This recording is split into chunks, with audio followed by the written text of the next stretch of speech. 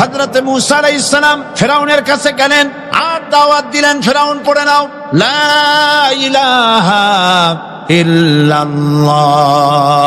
একটি কথা আপনাদের মনে রাখতে হবে, দুনিয়ার কোন ফিরআউন, কোন নমরুদ, কোন সাদ্দাত, কোন হামান কেউ বলে নাই যে আমি আল্লাহ, আমি রাজ্জাক, আমি খালেক, আমি পৃথিবীর সৃষ্টি করেছি। কথা কেউ বলেছে? কেউ বলে নাই। কি বলেছে তারা?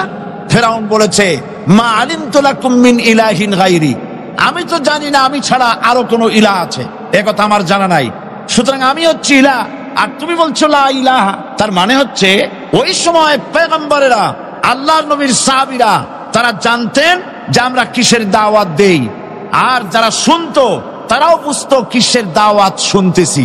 আজ আমার দেশে একই কালেমার দাওয়াত দেওয়া হয়, কিন্তু মানুষেরা বুঝতে পারে না কি শুনতেছি। ভাষা জানার ব্যাপারে, বোঝার ব্যাপারে হলো আসল বিষয়। এটা বুঝাতে গিয়ে আমি মাঝে মধ্যে একটা দৃষ্টান্ত দেই এভাবে।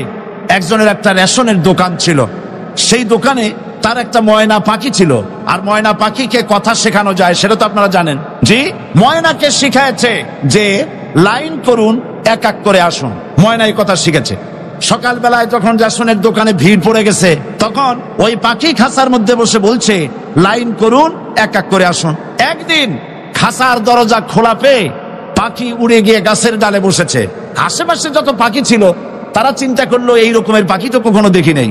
ময়না তো দেখতে কাকের মতো না, শালিকের মতো না, দেখতে একটা ভিন্ন রকম। ওরা এসে চতুর্দিক থেকে এই নবান্ত, এই যে নতুন এসেছে, ওরে ঠোকরানো শুরু করেছে চতুর্দিক থেকে। ঠোকরানি খেয়ে ময়না বলতেছে লাইন করুন, এক এক করে আসুন। এখন ময়না তো বোঝে না যে কি বলতেছি, আর যে পাখিরা ঠোকরাচ্ছে তারাও তো বোঝে না যে কি শুনতেছি। ময়না যদি বুঝতো যে আমি কি বলি, সবাই মিলে ঠোকরায়, তাই জান পাচ্ছে না। লাইন করে ঠোকরাইনি তো কলজে যাবে, সব ঠোঁটে ঠোঁটে চলে বুঝে নাই। আমাদের অবস্থা তাই হয়েছে। যখন হযরত মুসা আলাইহিস সালাম দিলেন, ফিরআউন বলল আমি তো জানি না যে আমি ছাড়া আরো কোন ইলাহ আছে, আইনদাতা তো আমি, তুমি নতুন কোথা থেকে আইনদাতা নিয়ে আসছো? ফিরআউন বলছে দেখো, আমারে বাদ দিয়া যদি অন্য কাউকে ইলাহ বলে তুমি মানো আর সেই শিক্ষা যদি জাতিকে দাও, তাহলে আমি তোমাকে ধরে লাআজআলান্নাকা মিনাল মাসজুনিন, আমি তোমাকে কারারুদ্ধ করব, আমি তোমাকে জেলখানায় ঢুকিয়ে দেবো। রাষ্ট্রশক্তি প্রথম বাধা দিল কারা? বলেন সবাই। সেই বাধা কি ওখানে শেষ হয়েছে না এখনো আছে? আছে কিনা জোরে বলেন। আমি তোমাকে জেলখানায় ঢুকাবো। হযরত মুসা আলাইহিস সালাম বলেন ফিরআউনের জেলের ভয় আমি করি না, আমার কি জেলের ভয় দেখায়া লাভ নাই, আমি আল্লাহ পাকের পয়গম্বর হযরত মুসা আলাইহিস সালাম। ফিরআউনের দলবল আছে, লোক লস্কর আছে, তার অস্ত্রের অভাব নাই। আল্লাহ রাব্বুল আলামিন মুসা আলাইহিস সালামের কাছে একটা অস্ত্র দিয়া দিলেন। দিছিলেন কিনা? আল্লাহ পাক হযরত মুসা কি বলেছেন, ওয়া মা তিলকা বিয়ামিনিকা ইয়া মুসা, মুসা রে তোমার হাতে ওটা কি? মুসা আলাইহিস সালাম বললেন এটা লাঠি। আল্লাহ পাক বললেন ফেলে দাও লাঠি। লাঠি ফালায় দিলেন। কি হয়ে গেল? হিয়া হাইয়াতুন তাসআ, লাঠি হয়ে গেল। এখন লাঠি পড়ে সাপ হয়ে গেল। সাপ দেখে নবী, ওলি হোক, সাহাবী হোক আর আলেম হোক, সাপ দেখলে ভয় করে না মানুষের? মুসা আলাইহিস সালাম ভয় পাইছে। আল্লাহ রাব্বুল আলামিন হযরত মুসাকে শোনায় দিলেন, খুযহা ওয়া লা তাখাফ সানুঈদুহা সিরাতাহাল উলা, লা তাখাফ, ভয় পেও না। আল্লাহ বলছেন ধরো, ভয় পেও না। ধরার সঙ্গে সঙ্গে স্বাভাবিক অবস্থায় ফিরে আসবে, আবার লাঠি হয়ে যাবে। এখন আল্লাহ বলছেন ধরো। মুসা আলাইহিস সালাম কি ভয় পাওয়া উচিত হবে? উচিত হবে। মুসা আলাইহিস সালাম কি ভয় পাইছিলেন? কারণ হচ্ছে এই দুশমনের শক্তিটা খুব বড়ই দেখা যায়, মনে হয় যেন অনেক বড় কি জানি কি। আল্লাহ পাক বলছেন ইন্না কাইদাশ শায়তানে কানা দাঈফা, শয়তানের চক্রান্ত যতই তুমি মনে করো অনেক ষড়যন্ত্রের জাল বিস্তার হয়ে আছে, আল্লাহ কয় কিছুই না, দাঈফা অত্যন্ত দুর্বল। আল্লাহ পাক বললেন ধরো। মুসা আলাইহিস সালাম সাপ ধরলেন, সঙ্গে সঙ্গে লাঠি হয়ে গেল। ফিরআউন বরদাস্ত করলো না, রাষ্ট্রশক্তির পক্ষ থেকে আক্রমণ শুরু হলো। অপরাধ কি? মুসা আলাইহিস সালামের অপরাধ কি? কি অপরাধ? মাশাআল্লাহ বুঝতে পেরেছেন। অপরাধ হচ্ছে তিনি বলেছেন লা ইলাহা, জোরে বলেন লা ইলাহা ইল্লাল্লাহ। এই কালেমাকে আজ আমরা ভিক্ষার বুলি বানাইছি। এটা হলো সার্বভৌমত্বের বুলি, এটা হচ্ছে আল্লাহ পাকের সার্বভৌমত্বের কথা। আজ আমরা মানুষের কাছে আমরা শুনি মানুষেরা ভিক্ষা চায়, লা ইলাহা ইল্লাল্লাহ, এক মুঠ চাল দেন, লা ইলাহা ইল্লাল্লাহ 10 খান পাই দেন। এই হচ্ছে কালেমার জিকির। আবার কেউ কেউ জিকির করতেছে লা ইলাহা আস্তে ইল্লাল্লাহ জোরে, এমন জোরে কলব সাফ করে, কলব তাতে থাকলেও পারে গেলেও পারে। এই কালেমার জার এর আঘাত পয়গম্বররা মেরেছেন। হযরতে মুসা আলাইহিস সালাম যখন বলেছেন লা ইলাহা ইল্লাল্লাহ, এই ধাক্কা ফেরাউন বরদাশত করতে পারে নাই। দরিয়ায় নীলের ভিতরে আল্লাহ পাক ডুবাইয়ে শেষ করে দিয়েছেন, দেন নাই? হযরতে মুসা আলাইহিস সালাম তার উম্মতেরা দরিয়ার পাশে বসে দ্বীনি কথাবার্তা বলতেছেন। এমন সময় ফেরাউন, তার শত্রু হচ্ছে মুসা আলাইহিস সালাম। শত্রু কেন? মুসা কি ফেরাউনের পাকা ধানে মই দিয়েছে নাকি? বলেন আপনারা। তার হালের গরু পিটায় মারছে নাকি? অপরাধ হলো তিনি আল্লাহর জমিনে আল্লাহর আইন প্রতিষ্ঠার কথা বলেছেন। এই শুধুমাত্র এই অপরাধে ফেরাউন তার দলবল নিয়ে 3 দিক থেকে আক্রমণ করেছে। মুসা আলাইহিস সালামের উম্মতেরা ভয় পেয়ে গেছেন।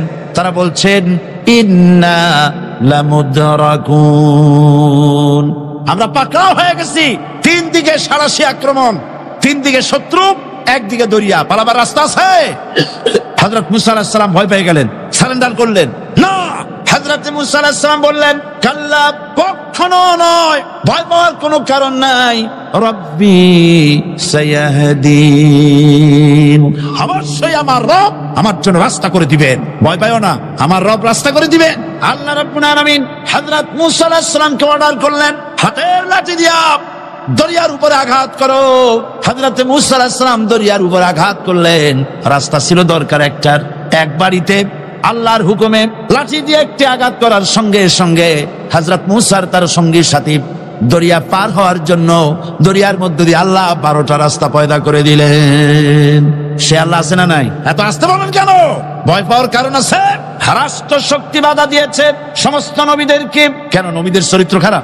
জোরে বলেন, নবীদের চরিত্র খারাপ?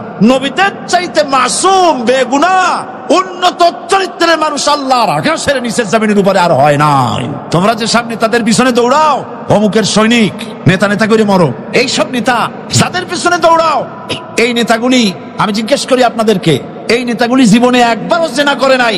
এ ব্যাপারে অনুসারীরা আপনারা কি নিশ্চিত? মিথ্যা কথা জীবনেও কয় নাই, প্রতারণা করে নাই, ঠাট্টা করে নাই, বিদ্রুপ করে নাই, মদ খায় নাই, মানুষ হত্যা করে নাই। কিসের নেতা?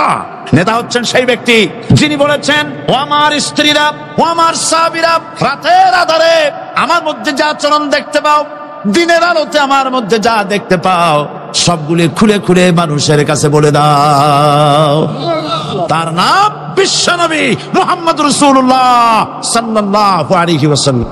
হযরত আইয়ুব আলাইহিস সালামের সবরের ঘটনা কোরআনে কারীম তুলে ধরেছে। হযরত আইয়ুব 18টি বছর পর্যন্ত রোগের মধ্যে পড়ে আছেন।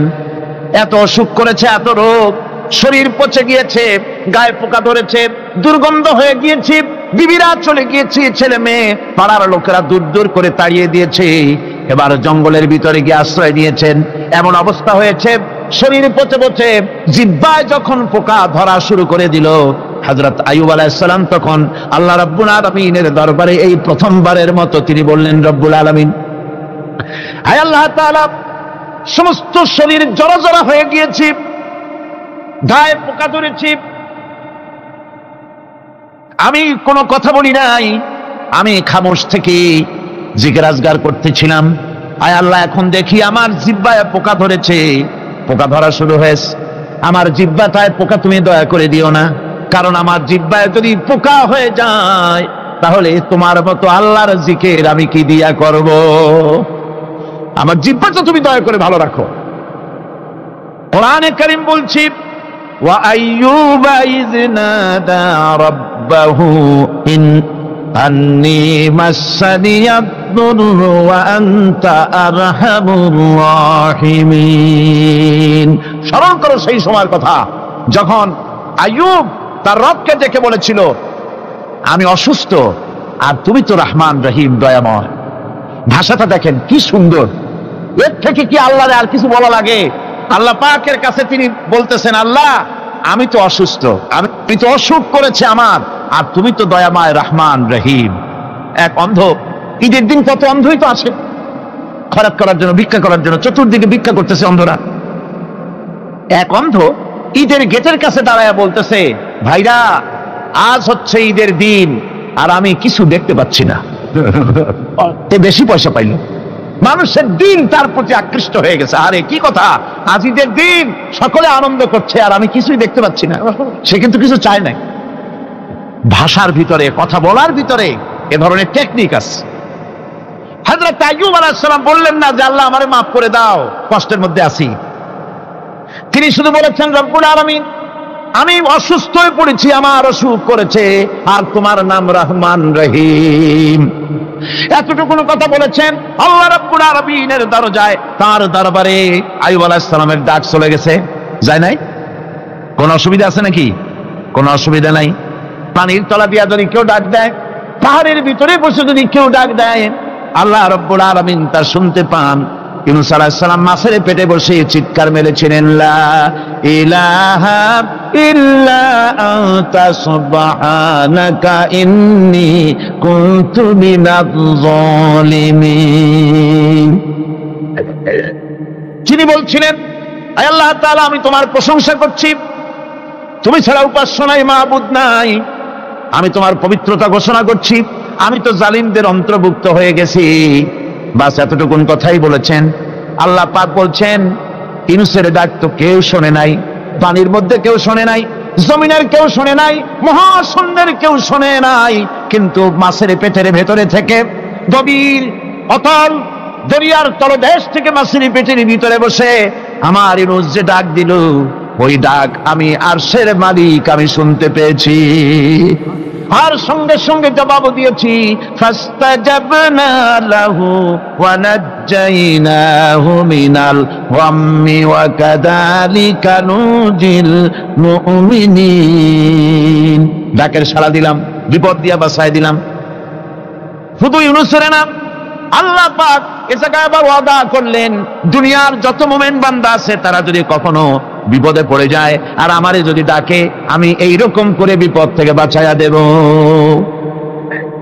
আইয়ুব আলাইহিস সালাম যখন আল্লাহ রাব্বুল আলামিনের কাছে ফরিয়াদ করলেন, আল্লাহ পাক তখন বলছেন, কোরআনে কারীম বলছে, ফাস্তাজাবনা লাহু ফাকাশাফনা মা বিহি মিন দুররিন ওয়া আতাইনাহু আহলাহু ওয়া মিসলাহুম মাআহুম রাহমাতাম মিন ইনদিনা ওয়া যিকরা লিল আবিদিন। আমি আইয়ুবের দোয়া কবুল করে নিলাম, শুধু তার পরিবার বর্গই দিলাম না, বরং আরো কিছু নিয়ামত আমি তাকে দান করে দিলাম। এবং তাই জন্য যেহেতু তারা ছিল আমার অনুগত বান্দা, আমার বাধ্যগত, আমি এই জন্য রহম করেছি, সমস্ত রোগ শোক আমি মাফ করে দিয়েছি। আমাদের সামান্য একটু জ্বর হয়, যদি 2-3 দিন জ্বর হয়েছে, জ্বর ছাড়ে না, বলে যে এত ভালো ভালো কাজ করি তারপর আমার এত জ্বর হওয়া লাগে, অমুকরা এত পাপ করে, তা তো কিছুই হয় না। খালি আল্লাহ আমার চোখে দেখলো, আমার বউর অসুখ, আমার অজুমুড়ি ছাড়ি না। ভাইরা, আপনি ঠিক পান না যে কি গুনাহ আপনি করেন। কোরআনে কারীম বলছি, ওয়ামা আসাবাকুম মিন মুসিবাতিন ফাবিমা কাসাবাত আইদিকুম ওয়া ইয়াফু আন কাসীর। যত বিপদ তোমাদের উপর আছে সব দুই হাতের কামাই করা, আর আমি তো অনেকগুলো ক্ষমা করে দেই। তোমরা যত পাপ করো, আকাম করো, সবগুলির শাস্তি যদি দুনিয়ায় দিতাম, শ্বাস করার সময় পেতে না। অসুখ হলেই অধৈর্য হয়ে যেও না, ধৈর্য ধরো। আল্লাহ পাক বলেন, শুধু আইয়ুব নয়, ওয়া ইসমাঈল ওয়া ইদরিস ওয়া যাল কিফলি কুল্লুম মিনাস সাবিরিন। এইভাবে করে ইসমাঈল, ইদ্রিস, জুলকিফল সবাই ছিল ধৈর্যশীল। জোরে বলেন সুবহানাল্লাহ। ধৈর্যের চরম পরাকাষ্ঠা ছিলেন তিনি। কোরআনে কারীম নবীদের এই কথাগুলি আমাদের শোনাচ্ছেন। হযরত ইয়াকুব আলাইহিস সালাম কলিজার টুকরা সন্তান হযরত ইউসুফ আলাইহিস সালামের জন্য তার মনটা পাগল ছিল।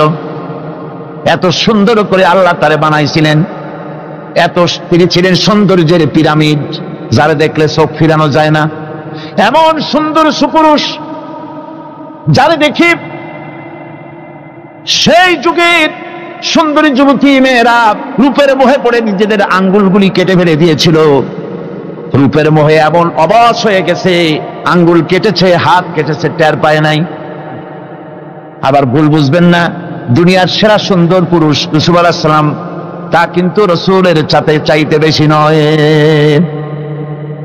হযরত উম্মুল মুমিনিন আয়েশা রাদিয়াল্লাহু তাআলা আনহা তিনি বলেছেন, যেই সব সুন্দরী রমণীরা ইউসুফ আলাইহিস সালামকে দেখে রূপের মোহে পড়ে নিজেদের আঙ্গুলগুলো কেটে ফেলেছিল, ওরা যদি আমার হাবিবকে দেখতো, ওরা যদি আল্লাহ রাসূলকে দেখতো, তাহলে হাত কাটতে কাটতে কোন ফাঁকে কলিজা কেটে ফেলে দিত, ওরা টের পেত না। আমার বন্ধুগণ, হযরত আইয়ুব আলাইহিস সালাম সন্তানের মায়া, অন্যান্য ভাইরা হিংসায় পড়ে গেল, তারা নিয়ে তাকে কুয়ায় ফেলে দিল। সেখান থেকে তারা একটা ছাগল বা কোনো পশু জবাহ করে তার রক্ত মাখাইয়া জামা এনে হাজির করে দিল হযরত ইয়াকুব আলাইহিস সালামের সামনে, যে তারে নিয়ে খেলা করতে গিয়েছিলাম, আমরা খেলায় লিপ্ত ছিলাম, বাগে খাইয়া ফেলাইছে। এগুলি কি গপ্প? এগুলি কি কোরআন? আল্লাহ পাক শোনাচ্ছেন, বিশ্ববাসীকে শোনাইছেন।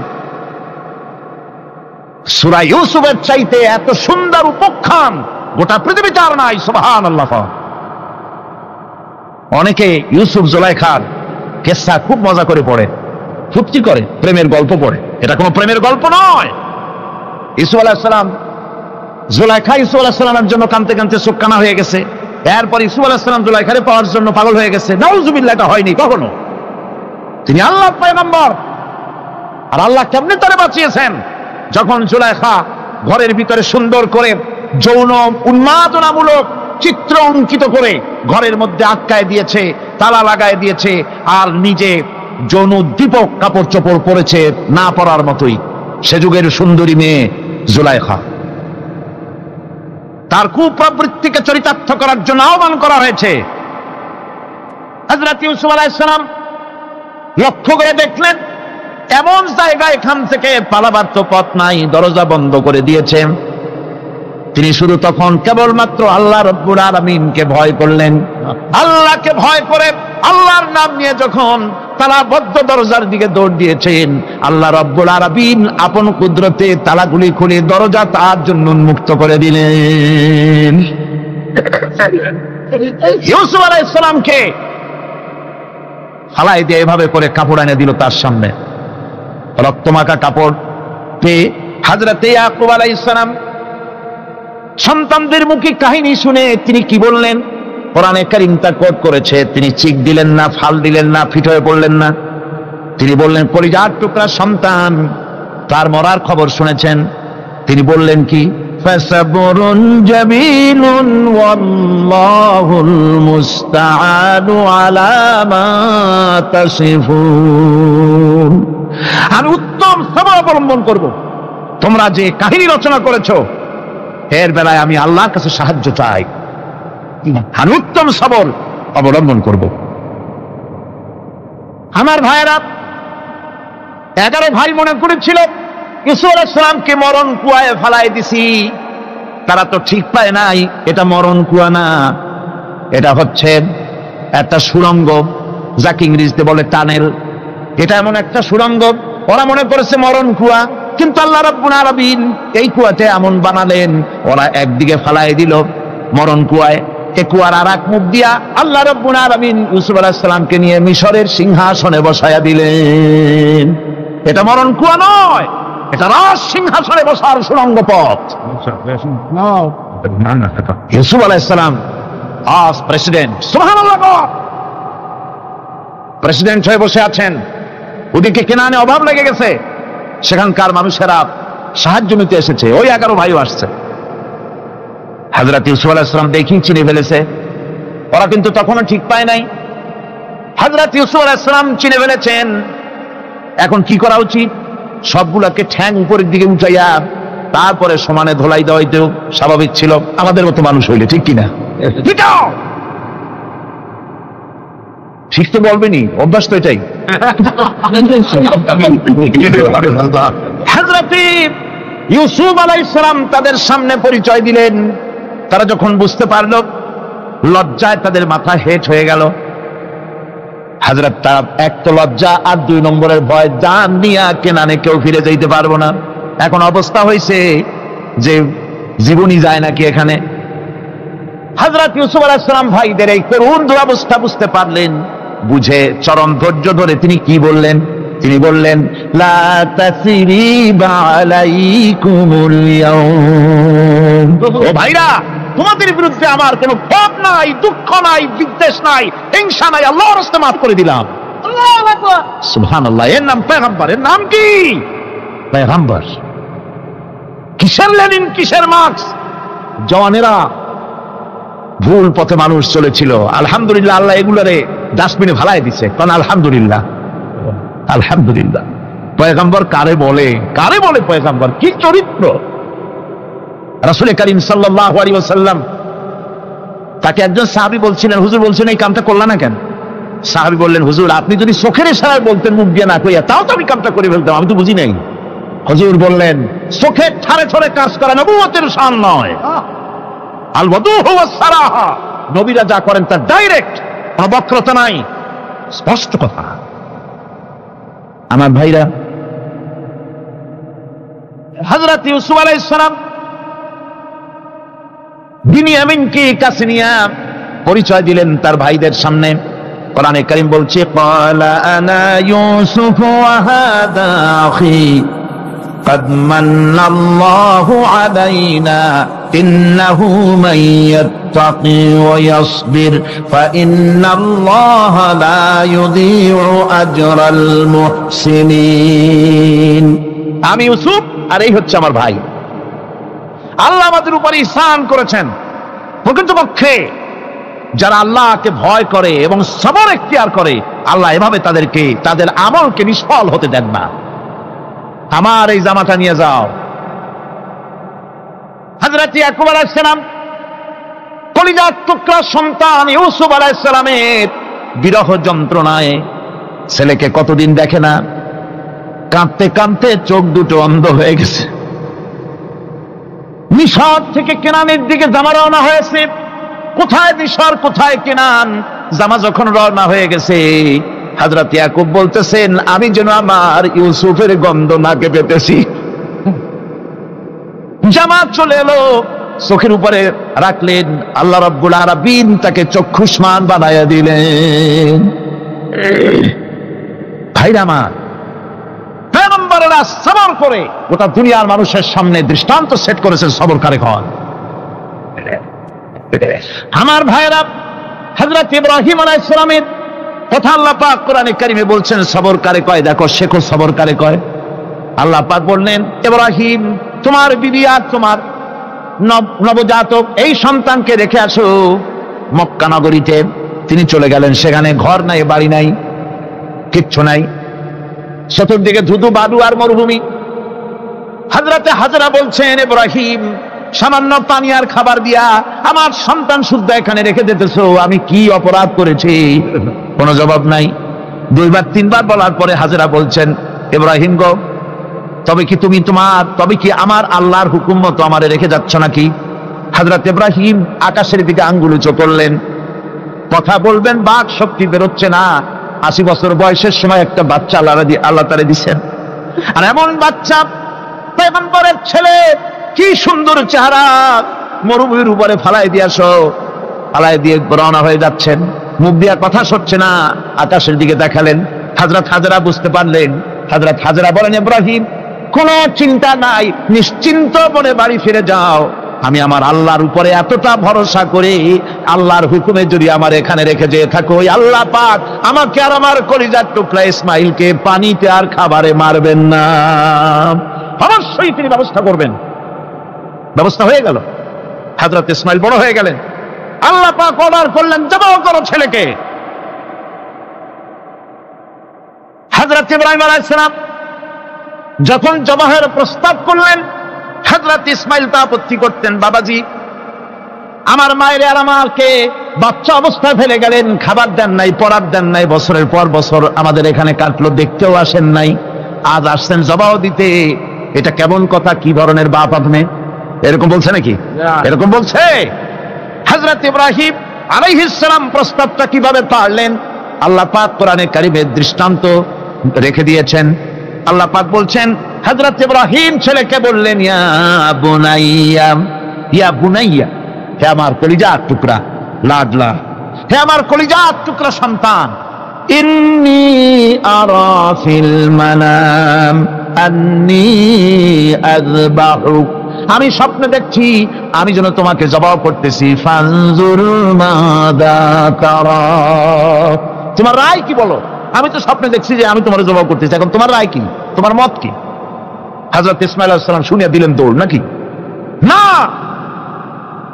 হযরত ইসমাঈল আলাইহিস সালাম ধৈর্যের প্রতীক, তিনি কি কথা বললেন? তার মুখের কথা কোরআন শরীফে আল্লাহ পাক উঠায় দিলেন।